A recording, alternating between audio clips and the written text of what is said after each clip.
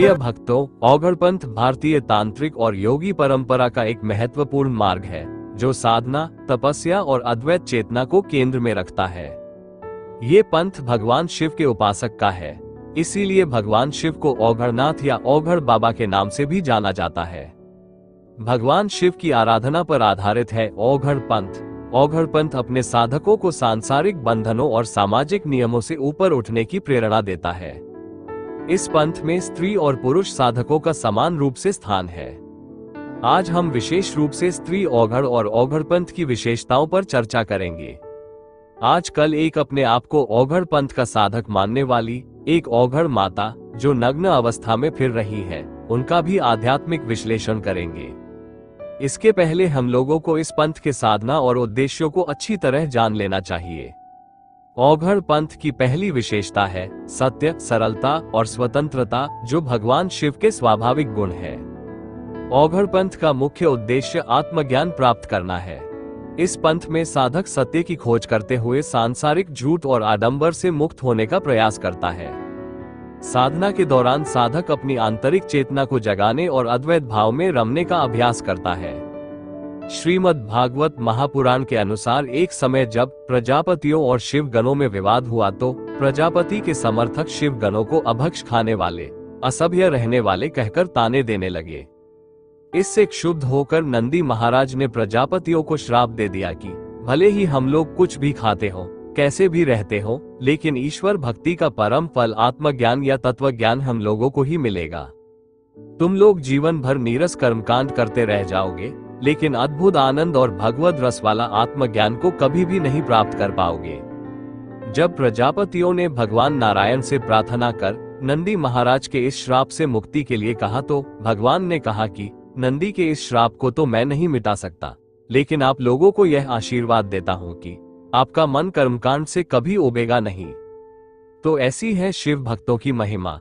औघड़ पंथ की दूसरी साधना है शिव के प्रति समर्पण। औघड़ साधक भगवान शिव को अपने गुरु और मार्गदर्शक मानते हैं। शिव को औघड़नाथ कहा जाता है, जो एक निर्लिप्त, स्वतंत्र और समस्त सांसारिक बंधनों से परे होने का प्रतीक है। इस पंथ की तीसरी साधना है तांत्रिक साधना और हठयोग। औघड़ पंथ में तंत्र साधना और हठयोग का विशेष महत्व है। साधक विभिन्न तांत्रिक क्रियाओं और ध्यान प्रक्रियाओं के माध्यम से आत्मा और ब्रह्मांड के रहस्यों को समझने का प्रयास करता है।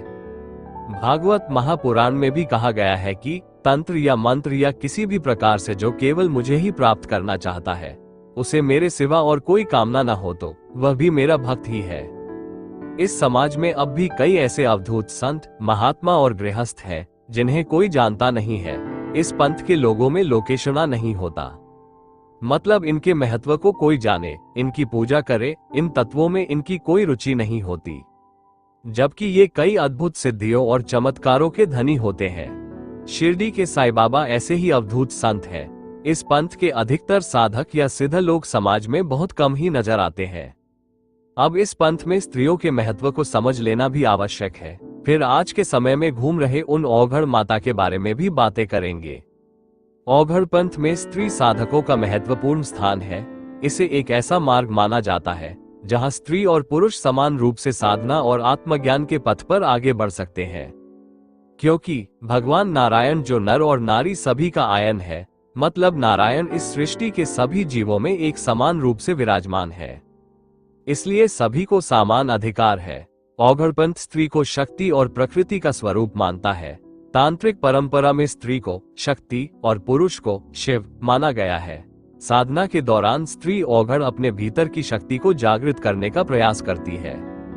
स्त्री औघड़ सांसारिक बंधनों, सामाजिक नियमों और पारंपरिक मान्यताओं से ऊपर उठकर एक स्वतंत्र जीवन जीती है।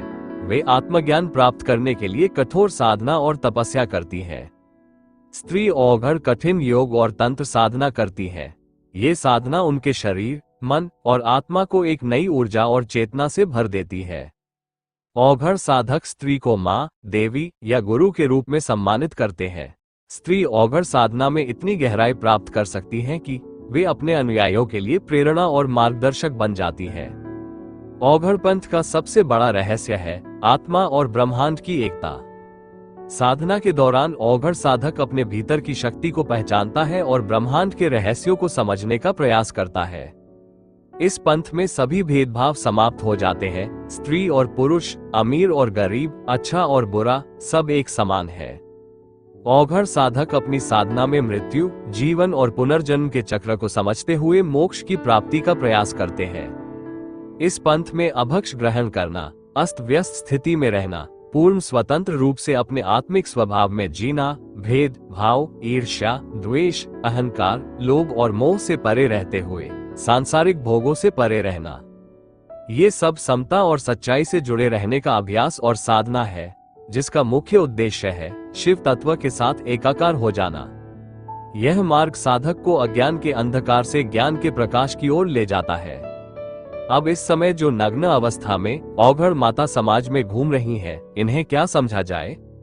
शास्त्रों में स्त्रियों के सारे रूप माता के ही रूप है, ऐसा कहकर माता की प्रार्थना की है देवताओं ने। चाहे वो कितना भी अभद्र, कुरूप, डाकिन या किसी भी रूप में ही क्यों ना हो, माता ने भक्तों के उद्धार और जगत हित के लिए कई प्रयोजनों को सिद्ध करने के लिए कई अलग अलग रूपों को धारण किए थे, लेकिन उनका वह रूप किसी खास उद्देश्य को पूरा करने के लिए ही होता था। यह है, उद्देश्य की पूर्ति होने के बाद माता फिर से अपने निज रूप में आ जाती थी या आ जाती है। अब इस औघड़ माता ने ये रूप किस उद्देश्य की पूर्ति के लिए धारण किया है, ये तो समझना मुश्किल हो रहा है। मेरा मानना है कि इस सृष्टि में जो कुछ भी हो रहा है, उसके पीछे कुछ न कुछ कारण अवश्य होता है। उसमें उस जीव का प्रारब्ध या कोई ईश्वरीय विधान काम कर रहा होता है। स्वतंत्रता सबका जन्मसिद्ध अधिकार है। विचारों की स्वतंत्रता ही सही मायने में स्वतंत्रता है। अगर वह माता आत्मज्ञान को प्राप्त होकर ऐसी अवस्था में घूम रही हो तो कुछ कहा नहीं जा सकता, क्योंकि आत्मज्ञान प्राप्त होने के बाद कईयों की अलग अलग स्थिति हो जाती है। कई लोग पागल, कई लोग उदासीन, कई लोग नग्न होकर घूमने लगते हैं, कई लोग गंदे जगहों पर रहने वाले, तो कई गंदगी का भक्षण करने वाले हो जाते हैं। स्त्री औघड़ और औघड़पंथ भारतीय आध्यात्मिक परंपरा का एक ऐसा हिस्सा है जो साधक को अपनी सीमाओं और बंधनों से मुक्त होकर सत्य की खोज करने का अवसर प्रदान करते हैं। स्त्री औघड़ न केवल शक्ति और चेतना का प्रतीक है, बल्कि वे ये भी सिखाती हैं कि साधना और आत्मज्ञान के मार्ग पर कोई भी चल सकता है। औघड़पंथ अपने रहस्यमय और अद्वैत दृष्टिकोण के कारण आज भी साधकों को आकर्षित करता है और उन्हें जीवन के गहरे अर्थ की खोज करने की प्रेरणा देता है। तो भक्तों, इस संबंध में आप अपने विचार कमेंट कर अवश्य बताएं। वीडियो को अपना प्यार और सहयोग दिखाते हुए लाइक, शेयर और चैनल को सब्सक्राइब भी अवश्य कर लें।